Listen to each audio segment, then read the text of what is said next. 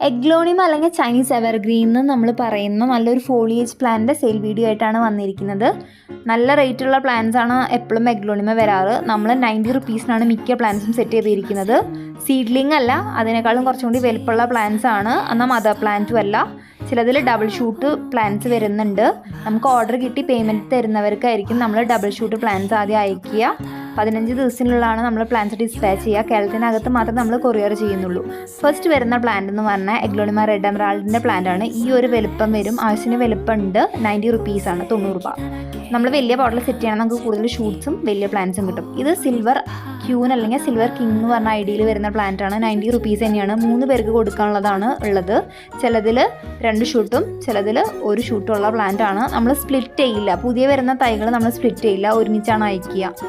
പിന്നെ നെക്സ്റ്റ് വരുന്ന plant snow വൈറ്റിൻ്റെ plant ആണ്. ഇത് ഒറ്റ ആൾക്ക് കൊടുക്കാനുള്ളതേ ഉള്ളൂ. 90 റുപ്പീസ് തന്നെയാണ്.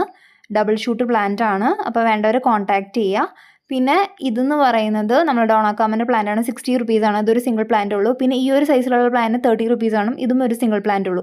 പിന്നെ ലാസ്റ്റ് സൈഡിലുള്ള പ്ലാന്റ് എന്ന് പറഞ്ഞാൽ എഗ്ലോണിമ റെഡ് ലിപ്സ്റ്റിക് പ്ലാന്റ് ആണ്. മിക്ക വീടുകളിലും നമ്മളിപ്പോൾ കണ്ടുവരുന്ന ഒരു പ്ലാന്റ് ആണ്.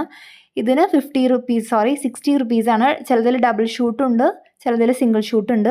അപ്പോൾ നമ്മൾ സ്ക്രീൻഷോട്ട് ഷെയർ ചെയ്യാൻ നോക്കുക. നമ്മൾ ഓർഡർ കിട്ടി പേയ്മെൻറ്റ് ചെയ്യുന്നവർക്കായിരിക്കും ആദ്യം തന്നെ പ്ലാൻസ് മാറ്റി വയ്ക്കുക.